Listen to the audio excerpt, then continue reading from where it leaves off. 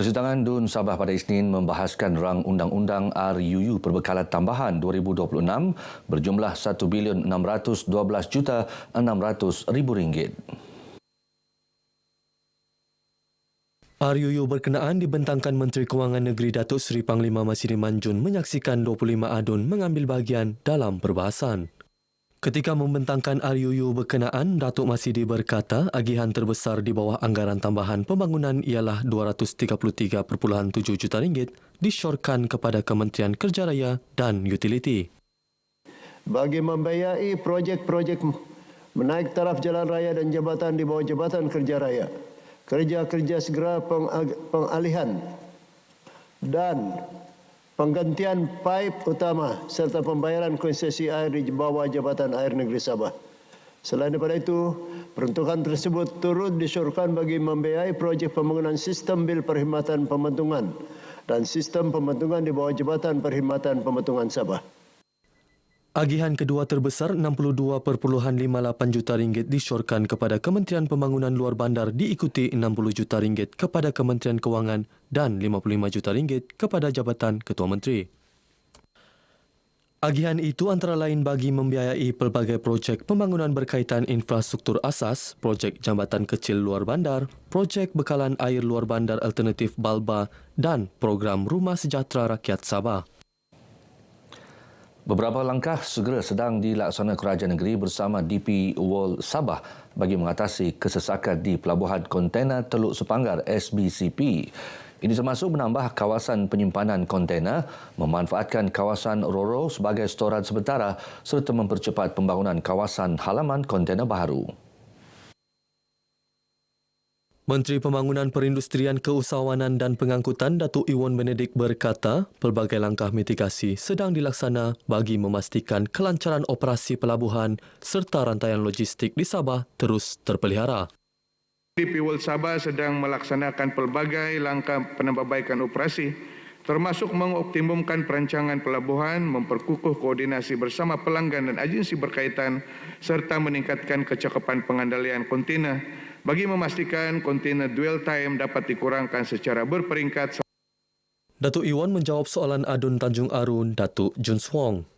Terdahulu, beliau memaklumkan masih terlalu awal untuk menilai prestasi DP World Sabah dalam menjadikan SBCP sebagai hub utama transshipment berikutan projek pembesaran pelabuhan yang masih belum siap.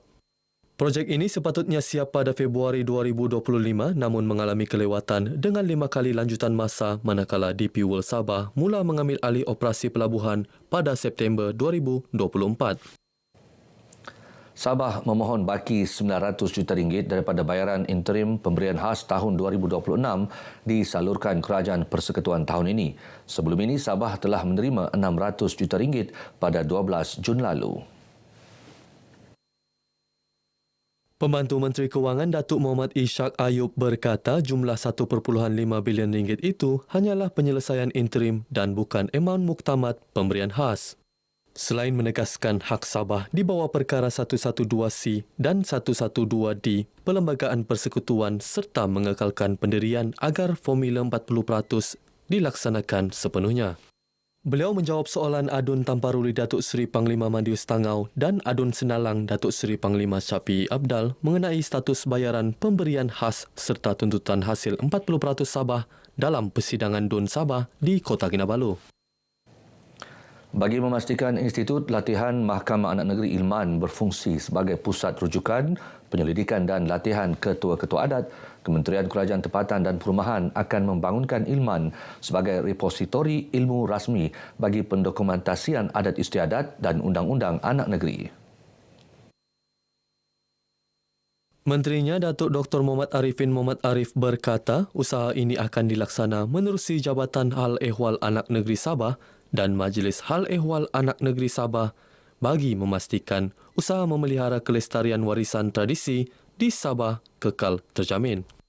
Beliau menjawab soalan adun Kawang Datuk Gulam Haidar Khan Bahadar dalam persidangan DUN Sabah di Kota Kinabalu.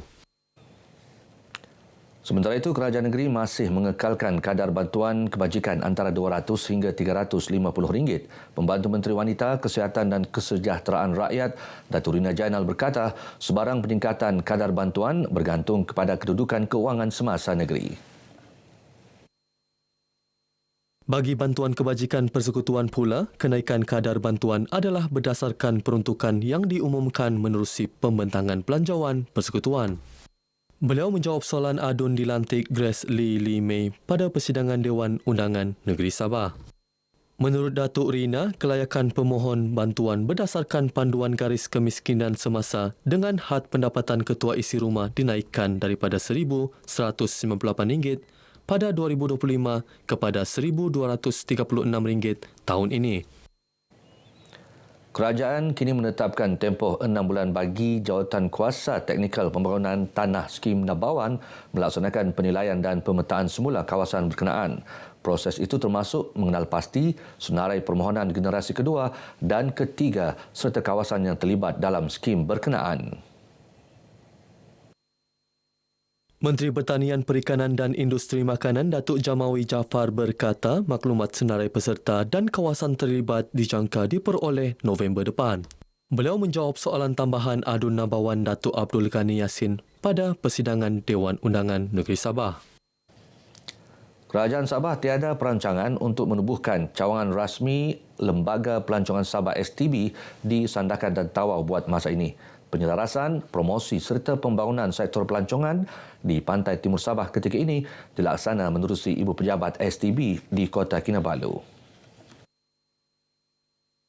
Menteri Pelancongan, Kebudayaan dan Alam Sekitar Datuk Jafri Arifin bagaimanapun berkata kementerian bersama Kementerian Pelancongan, Seni dan Budaya MOTEK sedang merancang penubuhan sebuah pejabat di Sempurna bagi memperkukuh penyampaian perkhidmatan serta memudahkan pengurusan permohonan di kawasan pantai timur Sabah.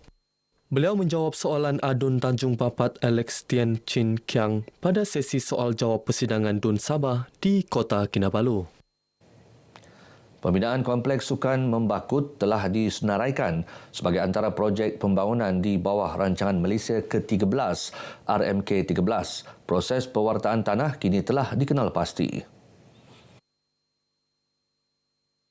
Menteri Pembangunan Belia, Kemajuan Sukan dan Ekonomi Kreatif Datuk Nizam Abu Bakar Titingan berkata anggaran kos serta tempoh pelaksanaan projek akan dimuktamadkan selepas semua prosedur dipenuhi. Bagi cadangan pembinaan mini kompleks sukan Sungai Manila pula, projek berkenaan akan dipertimbangkan di bawah rancangan Malaysia yang akan datang. Beliau menjawab soalan adun Bongawan Dr. Daud Yusof. Majlis Perundingan Pertubuhan Islam Malaysia MAPIM Negeri Sabah dan Daerah Sandakan akan menganjurkan larian amal bulan depan. Ia dilaksana dengan kerjasama 23 Persatuan Ibu Bapa dan Guru PIBG serta Pejabat Pendidikan Daerah PPD Sandakan. Yang di-Pertua MAPIM Sabah, Datuk Otto Sibik Sahak berkata, penganjuran seiring dengan agenda MAPIM tahun ini dalam memperkasa aktiviti kebajikan serta memperkukuh jalinan kerjasama pelbagai pihak di daerah berkenaan. Kita juga ingin merapatkan hubungan kerjasama sebagai rakan strategik, memastikan bahawa program ini kalau berjaya pada kali ini, ianya akan dijadikan takwim ataupun dijadikan program tahunan kepada MAPIM dan juga bersama dengan PPD daerah Sandakan. Beliau menyatakan demikian selepas mesyuarat agung tahunan MAPIM Negeri Sabah dan daerah Sandakan. Memastikan bahawa MAPIM itu di dalam daerah Sandakan akan terus kekal atas sokongan terutamanya daripada AJK yang sedia adalah. Itulah yang kita sangat bangga kerana bukan mudah untuk mengekalkan MAPIM itu.